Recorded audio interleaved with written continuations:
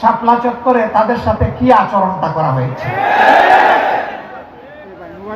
এই আলিম উলামাকে রাতের অন্ধকারে চতুর্দিকে আলো নিভিয়ে তারা ব্রাশ ফায়ার করে কতজনকে যে হত্যা করেছে আল্লাহ ভালো জানে। তাদের লাশটাও পরে পাওয়া গেল না। পাওয়া যাবে কেমনে? দুষ্ট সরকারের ভ্রষ্ট এক মন্ত্রী, সে এই 24-এর পতনের মাত্র 4 দিন আগে বলল, বাড়াবাড়ি করবেন না, 13 সালের 5 মে শাপলা চত্বর ভুলে যাবেন না, রাত্রে 12টার পরে আমরা সবগুলাকে সাফ করে দিয়েছিলাম। একজন বলেছিল না এই কথা, বাবাজি এখন তুমি কোথায়? তাদেরকে সাফ করেছিলে, আল্লাহ তাদেরকে খোলা আসমানের নিচে এখন জায়গা করে দিয়েছে। তুমি এখন কোথায়? কোন জঙ্গলে লুকিয়ে আছো? কোন গর্তে তোমার অবস্থান জাতি এখন জানতে চায়।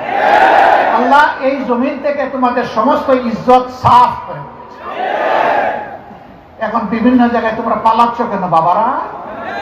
এটা না তোমাদের মার দেশ না বাবার দেশ?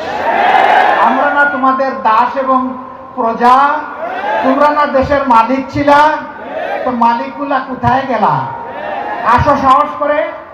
তোমরা যাদের উপর সবচেয়ে নিকৃষ্ট আচরণ করেছ, তোমরা সাক্ষী, জগৎ সাক্ষী, মাবুদ সাক্ষী, তাদের একজন মানুষ এই দেশ থেকে পালানোর চেষ্টা করেননি।